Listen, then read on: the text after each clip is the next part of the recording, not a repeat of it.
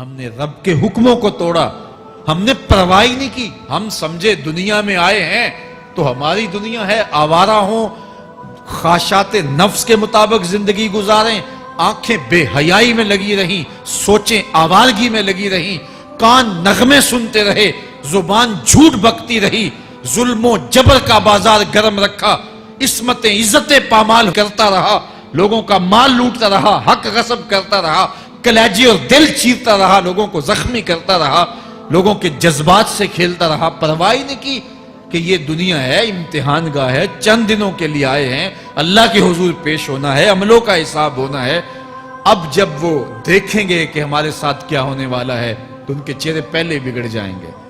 کیوں؟ وہ گمان کریں گے کہ ان کی ریڑھ کی ہڈی توڑ دی جائے گی، ایسے عذاب آئیں گے جس طرح کسی کی ریڑھ کی ہڈی ٹوٹ جائے تو اس کا چہرہ شگفتہ گلاب تو نہیں ہوتا، اس کا چہرہ جو ہے وہ تو کس قدر مرجھایا ہوا ہوتا ہے۔ تو اللہ ارشاد فرماتا ہے اس طرح ان کے چہرے ہوں گے۔ ابھی عذاب آیا نہیں ہے لیکن چہرے پہلے اترے ہوئے ہوں گے، اور جب عذاب کی بھٹی میں ڈالے جائیں گے، اللہ اکبر، اور وہ سخت عذاب، حضور نے جبریل امین سے پوچھا مجھے جہنم کے عذابوں کا ذکر سناؤ۔ عرض کی حضور سب سے ہلکے عذاب کی کہانی سناتا ہوں، اور وہ یہ کہ جہنمی کے پاؤں میں آگ کا جوتا رکھا جائے گا، باقی پورا بدن اس کا سلامت ہوگا۔ یہ سب سے ہلکے عذاب کی کیفیت ہے۔ اب پاؤں میں آگ کا جوتا ہوگا، حدت، گرمی، شدت اتنی ہوگی کہ دماغ پگھل کے ناک اور کانوں کے راستے سے باہر آ جائے گا۔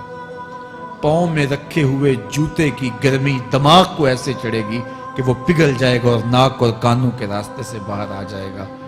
تو اللہ کے عذاب کے خوف سے چہرے بگڑ جائیں گے، حالت سلامت نہیں رہے گی۔ یہ بات ذہن میں رکھیں کہ اللہ جس کو جہنم میں ڈالے گا اس کو اس صورت میں نہیں ڈالے گا، یہ محمدی صورت ہے، یہ شکل اس کی چھین لی جائے گی اور اس کی شکل بڑی کر دی جائے گی۔ اس کا ایک ایک دانت احد پہاڑ جتنا ہوگا۔ احد پہاڑ کا پھیلاؤ 15 کلومیٹر پہ ہے، 15 کلومیٹر کا ایک دانت اور 32 دانت کتنے ہوں گے تو منہ کتنا بڑا ہوگا۔ اس کو اتنا بڑا اس لیے کیا جائے گا تاکہ وہ عذاب کی تکلیف زیادہ سہے۔ 70 گز موٹی کھال ہوگی اور کھال جل جائے گی تو اللہ قرآن میں فرماتا ہے ہم نئی کھال دے دیں گے تاکہ عذاب کی تکلیف اس کو گوارا کرنی پڑے۔ پھر چیخے گا، چلائے گا، ہائے مجھے پانی دو، پانی دو، پیاس کی شدت ہے۔ 70 سال تک تو اس کی کوئی آواز ہی نہیں سنے گا۔ 70 سال کے بعد داروغہ جہنم چیخ کر کہے گا کیا مانگتا ہے؟ وہ بولے گا مجھے پانی چاہیے۔ کہا جائے گا تو بے بھی ملتا ہے پانی۔ پھر داروغہ جہنم اسے پانی دے گا، کوکا کولا کی بوتل دے گا یا پیپسی تھما دے گا یا منرل واٹر کی بوتل دے گا؟ نہیں، قرآن بتاتا ہے اسے مائے حمیم دیا جائے گا، کھولتا ہوا پانی، اور وہ اتنا گرم ہوگا جب پینے کے لیے چہرے کے قریب کرے گا اس سے اٹھتی ہوئی بھاپ کی وجہ سے چہرے کی کھال ادھڑ کے اس کے اندر گر پڑے گی، لیکن اس کے باوجود اس کو پینا پڑے گا۔ اللہ فرماتا ہے یہ دنیا ہی سب کچھ نہیں ہے، سمجھ لیا یہی سب کچھ ہے، آخرت کو بھول گئے، صبح اٹھے کام پہ چلے گئے، شام آئے آوارگی میں چلے گئے، صدائیں آتی رہی حی علی الصلاح حی علی الفلاح، کوئی پرواہ نہیں کی، نہ پیشانیوں نے سجدے کیے، نہ سوچوں میں پاکیزگی آئی، زندگی یوں گزار کے چلے گئے۔ ایسے نہیں، کہا ایک وہ ہوں گے جن کے چہرے شگفتہ گلاب ہوں گے، ایک وہ ہوں گے جن کے چہرے بگڑے ہوئے ہوں گے۔ اللہ اکبر، کلا اذا بلغت التراقی، یہ تو قیامت کا منظر ہے نا، قیامت سے قبل بھی ایک منظر ہے، اللہ اس منظر کو بھی بیان کر رہا ہے۔ کلا اذا بلغت التراقی، ہاں جب جان گلے کو پہنچ جائے گی۔ اے انسان تیرے اوپر وہ گھڑی بھی آنے والی ہے، وہ وقت بھی آنے والا ہے جب سانس اس ہنسلی میں اٹک جائے گا، جب سینے سے بھی سانس اوپر چلی گئی، اب ڈاکٹر بھی لا علاج قرار دے رہے ہیں کہ اب علاج نہیں رہا ہے، جان بس اب نکلنا چاہ رہی ہے، اور کہا جائے گا کوئی جھاڑ پھونک والا بلاؤ۔ اب ڈاکٹروں نے تو جواب دے دیا، اب سانس اٹک گئی گلے میں، چند لمحوں کی مہمان ہے۔ اب ڈاکٹروں نے کہا اب ہماری جانب سے لا علاج ہو گیا، اب لے جاؤ اس کو گھر، یا وینٹیلیٹر پہ ڈال دیتے ہیں اس کو، بس اب ہماری جانب سے کوئی اس کا علاج نہیں ہے. اب گھر والے روتے ہیں, کہتے ہیں کوئی جھاڑ پھونک والا لاؤ, کوئی دم والا لاؤ, شاید وہ کوئی دم کرے تو اس کی جان میں جان آ جائے. ڈاکٹروں نے تو لا علاج قرار دے دیا. وَظَنَّ عَنَّهُ الْفِرَاقُ. اللہ فرماتا ہے یہ تو جھاڑ پھونک والے کو ڈھونڈ رہے ہیں, لیکن جس کی سانس یہاں اٹکی ہے وہ سمجھ گیا ہے اب موت آ گئی ہے. اس کو یقین ہو گیا ہے کہ اب موت کے لمحے آ گئے ہیں, اب میں بچ نہیں پاؤں گا. اب آنکھیں تاڑے لگی ہوئی ہیں. وَالْتَفَّتِ السَّاقُ بِالسَّاقِ. پنڈلی پہ پنڈلی چڑھ رہی ہے. جب موت آ جاتی ہے تو پھر پنڈلی سے پنڈلی لپٹ جاتی ہے, اس کو پھر جدا کرتے ہیں اور جدا کر کے دونوں انگوٹھے باندھ دیتے ہیں تاکہ پنڈلی کے اوپر پنڈلی نہ چڑھے. اللہ وہ منظر بیان کرتا ہے, صاحب یہ وقت آنے والا ہے جب دونوں انگوٹھے باندھ دیے جائیں گے, جب ناک میں روئی ٹھونس دی جائے گی, جب چٹے لباس میں کفن دیا جائے گا, جب غسال کے سامنے بے بس پڑے ہوں گے, وہ چاہے یہ بازو اٹھائے چاہے یہ بازو اٹھائے, گرم پانی ڈالے یا سرد پانی ڈالے, جب بس پڑے ہوئے ہوں گے جو ہے وہ غسل دینے والوں کے, اور ناک میں روئی ہوگی اور دونوں انگوٹھے آپس میں بندھے ہوں گے.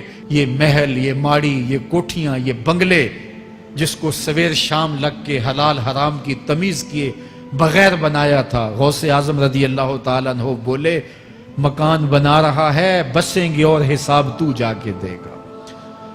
اور یہ تو ایک رات بھی تجھے اس گھر کے اندر نہیں رکھیں گے کہ چلو ایک رات مہمان رکھ لیں. کہتے ہیں نہیں نہیں, مہمانوں نے بھی جانا ہے تو جلدی کرو, اس کو سپرد کراؤ. وہ تو تیرا لباس بھی پھاڑ کے اتاریں گے, خود غسل دینے کے لیے تیار بھی نہیں ہے.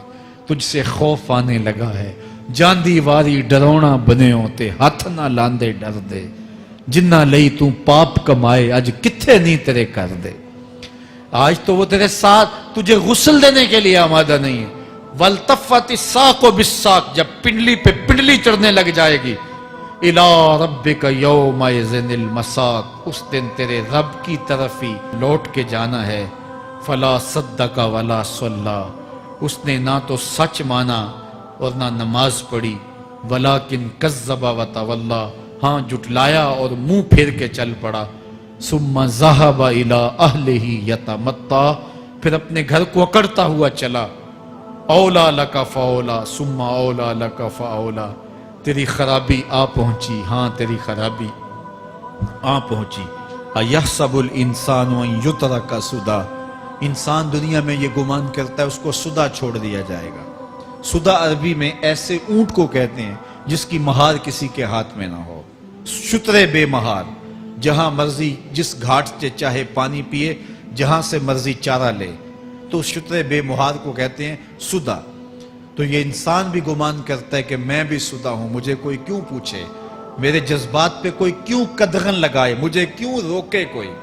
بالخصوص جوانی کے ایام کے اندر جوان کو بڑا ہوتا ہے کہ کوئی مجھے کیوں, وہ تو ماں باپ کے کہنے میں بھی نہیں آنا چاہتا. وہ کہتا ہے کیوں مجھے روکتے ہیں, میری جوانی ہے, میرے جذبات ہیں, مجھے آزادی سے جینے دو, کیوں میرے راستے میں رکاوٹ بنتے ہو, میں سدا ہوں.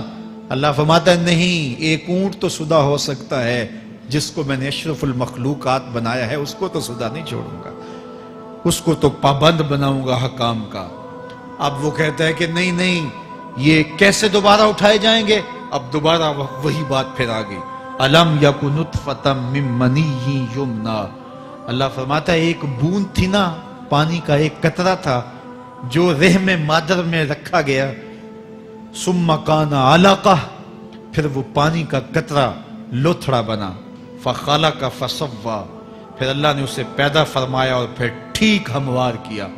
فجعل منہ الزوجین الذکر والانثی, پھر اس سے وہ جوڑ بنائے, کوئی مرد بنایا کوئی عورت بنائی.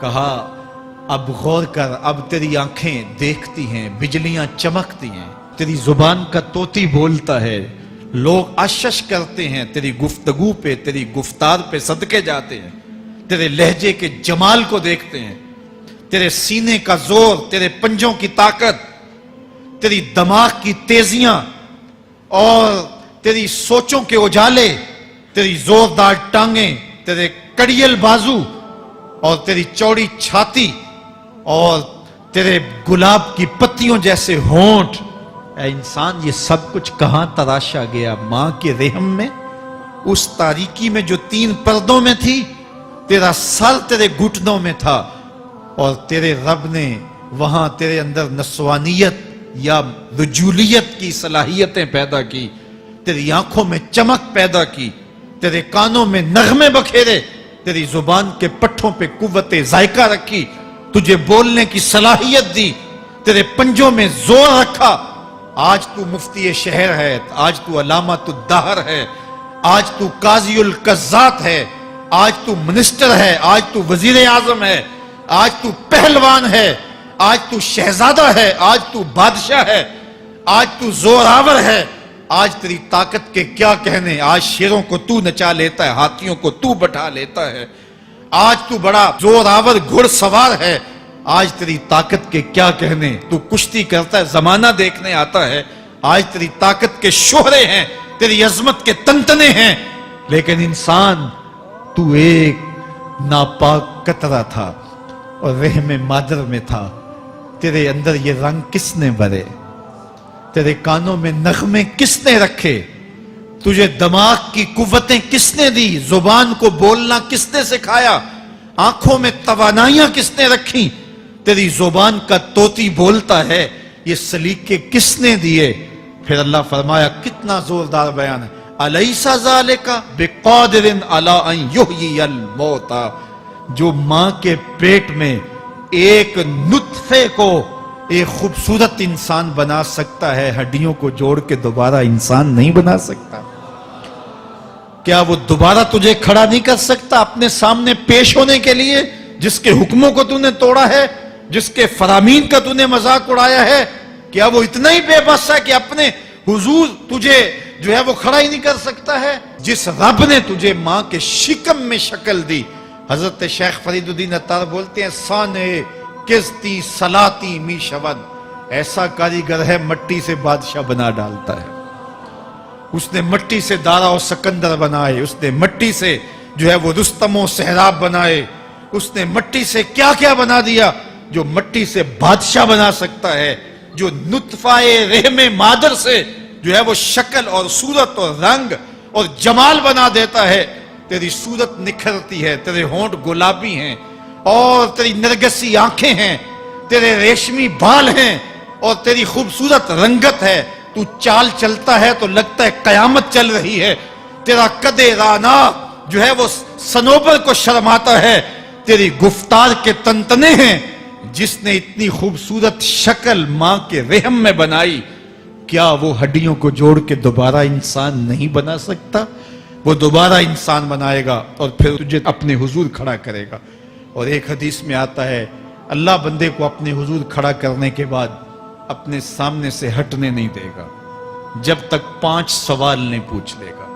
ان عمرہ ہی فیما افنا ہو، اس کی عمر کے بارے میں پوچھے گا، کہاں ضائع کی؟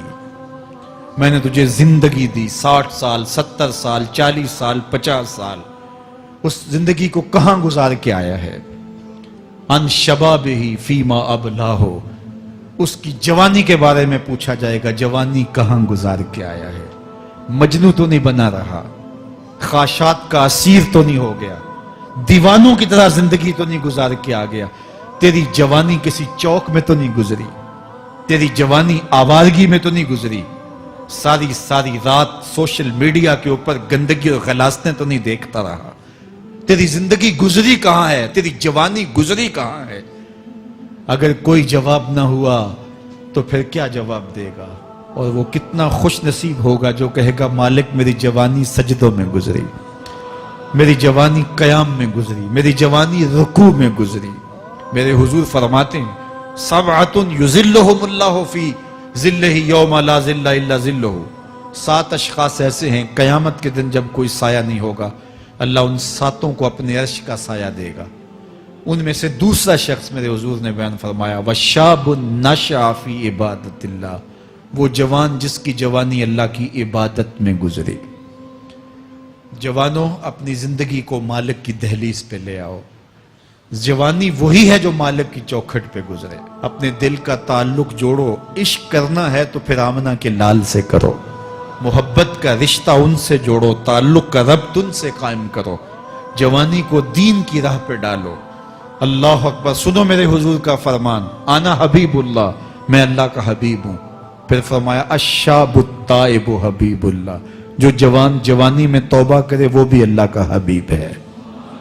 آؤ اللہ کے حبیب بن جاؤ، اللہ کے حبیب بن جاؤ، اللہ کے حبیب بن جاؤ، اللہ کے محبوب بن جاؤ۔ لیلۃ القدر کی گھڑیاں ہیں، رات کا پچھلا پہر ہے، اللہ کے حضور یہ عہد کر کے اٹھو، مالک جو زندگی گزر گئی، آئندہ جوانی کا ایک ایک لمحہ تیرے لیے گزرے گا، جیوں گا تو تیرے لیے، مروں گا تو تیرے لیے، میری ایک ایک سانس تیرے نام وقف ہوئی، میری زندگی کی ایک ایک ساتھ تیرے نام وقف ہوئی، میں اپنا سب کچھ تیرے لیے پیش کرتا ہوں۔ میری زندگی کا مالک بھی تو ہے، میری موت و حیات کا خالق اور مالک بھی تو ہے، یہ زندگی تو نے دی، تیری امانت ہے، تیرے حضور ہی پیش کرتا ہوں۔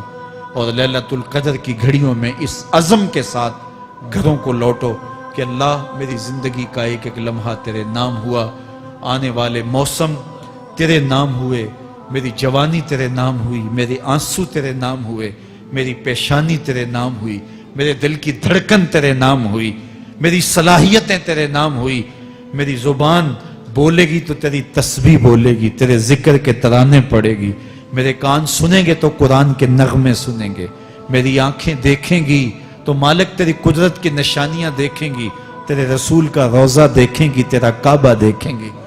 مالک میری زبان سچائی کے نور سے مالا مال ہوگی اور میں ساری زندگی تیرے نام کرتا ہوں۔ اور جب آپ اپنی ساری زندگی اللہ کے نام کر دیں گے تو پھر وہ پوری کائنات تمہارے نام کر دے گا۔